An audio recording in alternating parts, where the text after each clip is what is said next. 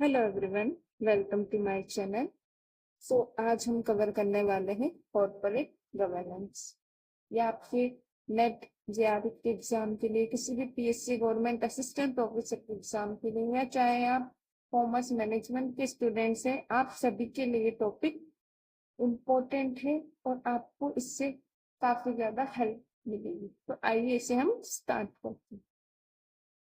Corporate governance क्या होता है? Corporate governance, okay, it includes the process through which corporations' objectives are set and pursued in the context of the social, regulatory and the market environment.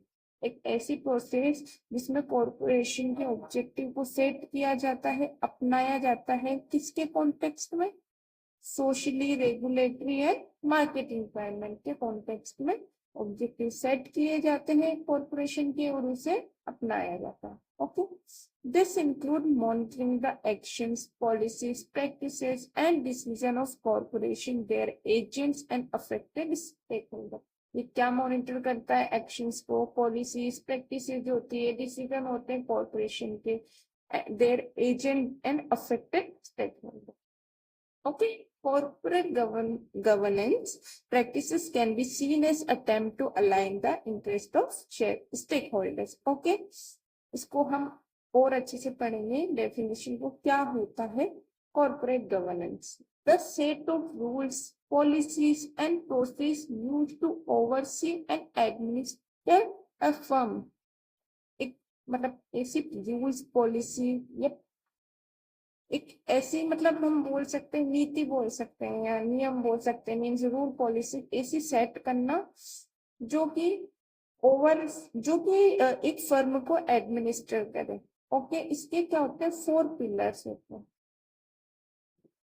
Corporate governance के 4 pillars होते हैं, वो बहुत important होते हैं, जिन्हें हम आगे डिटेल में भी पढ़ेंगे। यहाँ पे मैंने शॉर्टली आपको बताया है, बट हाँ, इससे क्वेश्चन पुटअप होता है हर एग्जाम में। ओके, सो 4 पिलर्स है: accountability, fairness, transparency and responsibility. अब आप सोच रहे होंगे कॉर्पोरेट गवर्नेंस एंड सीएसआर में क्या डिफरेंस है? इनमें यस, काफी डिफरेंस है, जिसको मैंने यहाँ समझाया है। CSR is founded on the notion of self-governance. एक self-governance notion means एक ऐसा कि जो external legal and regulatory mechanism से हमें लिंक करता है। और कॉर्पोरेट गवर्नेंस क्या होता है? ये एक ब्रॉडेस्ट कंट्रोल सिस्टम है जिसको एक कॉर्पोरेशन यूज करती है अपने मैनेजमेंट चॉइसेस को बनाने के लिए। ओके,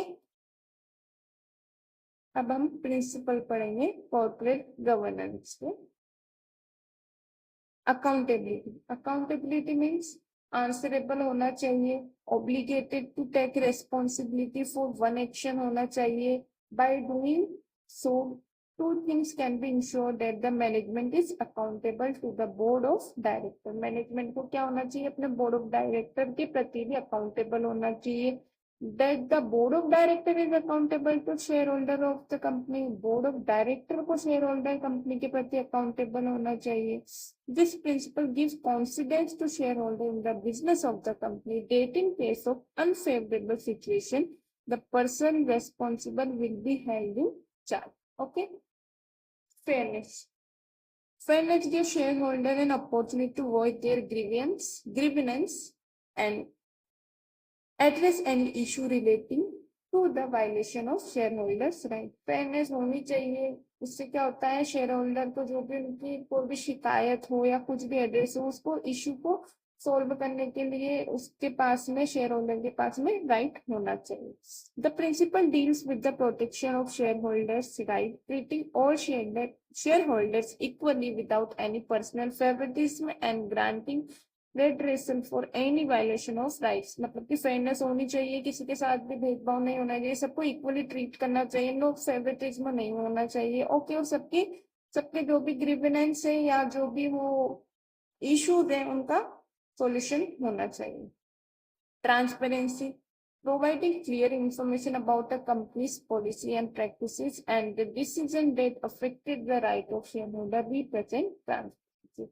ट्रांसपेरेंसी होना बहुत जरूरी है। क्लियर इंफॉर्मेशन एक स्टेक होल्डर या शेयर होल्डर को होना, सॉरी शेयर होल्डर्स को होना बहुत जरूरी है। ओके, तभी वो एक कंपनी की पॉलिसी पर ट्रस्ट कर पाएंगे, कंपनी पर ट्रस्ट कर पाएंगे।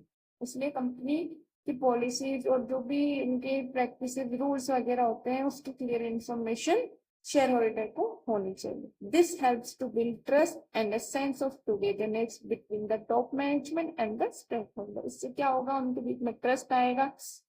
Okay, it ensure accurate and full disclosure timely on material matters like financial condition, performance, ownership। क्या होना चाहिए, फुल डिस्क्लोजर देना चाहिए आपको अपने मटेरियल के बारे में, आपकी फाइनेंशियल कंडीशन क्या है, आपकी परफॉर्मेंस क्या कर रही है और आपकी ओनरशिप क्या है। Okay, risk management, the board and management must determine risks of all kind and how best to control them। Okay, जो बोर्ड एंड मैनेजमेंट है उन्हें रिस्क, जो भी जितने भी तरह के रिस्क है उन्हें पता होना चाहिए and how best to control them, और उन्हें उन रिस्क को कंट्रोल करना भी आना चाहिए। They must act on those recommendation to manage risk and inform all relevant parties about the existence and status of risk. Independence, independent mean ability to make decision freely. Okay, आपको कुछ नहीं, आप अपना decision खुद ले सकते हैं without being unduly influence. आप किसी के द्वारा इन्फ्लुएंस हुए बिना अपनी डिसीजन खुद ले रहे हैं, independence. Independence, okay, decision should be made freely without having any personal interest in the company. Okay, decision एक ऐसे लेने चाहिए मतलब जिसमें आप अपना पर्सनली इंटरेस्ट नहीं देंगे। Okay, it ensure the reduction in conflict of interest. Corporate governance suggests the appointment of independent directors and advisors so that decisions are taken responsibility without influence। Okay, corporate governance suggest करता है कि उन्हें appoint करना चाहिए independent director और adviser को, ताकि कि जो डिसीजन लिए जाए वो विदाउट एनी इन्फ्लुएंस हो। इंडिपेंडेंट डायरेक्टर्स के द्वारा ही डिसीजन लिए जाए ताकि वो कोई इन्फ्लुएंस ना हो, उनका कोई पर्सनल इंटरेस्ट ना हो। ओके, सोशल रेस्पॉन्सिबिलिटी भी होनी चाहिए। Company social responsibility obligate the company to be aware of social issues and take action to address them. In this way, the company creates a positive image in the industry. The first step toward corporate social responsibility is to practice good corporate governance। CSR का first step ये होता है कि good corporate governance होना चाहिए। Okay, तो company को अपनी CSR पॉलिसी को ध्यान में रखना चाहिए, जितना कंट्रीब्यूट करना चाहिए। मैंने लास्ट क्लास में आने वाली क्लास में हम CSR को भी अच्छे से समझने वाले हैं। सो आई होप आप मेरे साथ आगे ऐसे बने रहेंगे, तो मैं कंटिन्यू आपको लाइन वाइज टॉपिक्स क्लियर करती जाऊंगी ताकि आपको कहीं भी किसी भी तरह का इशू ना हो। अब मैं कुछ रिपोर्ट्स के थ्रू समझाना चाहूंगी। The concept present in 3 text published in 1990 are frequently mention in contemporary discussion about corporate governance. इससे क्वेश्चन में स्पेशली पूछा जाता है इनके सन के थ्रू। ओके, फर्स्ट है कैडबरी रिपोर्ट यूके की 1992 की, the principle of corporate governance OECD 1999, 2004 and 2015। Organisation OECD की फुल फॉर्म है organisation for economic cooperation and development. Okay, and Sarbanes-Oxley act of 2002, ये US 2002 का है। ओके, आई होप आपको ये सेशन अच्छे से समझ आया हो। अगर आपको ये वीडियो अच्छी लगी है तो मेरे चैनल को लाइक एंड सब्सक्राइब करें। Thank you.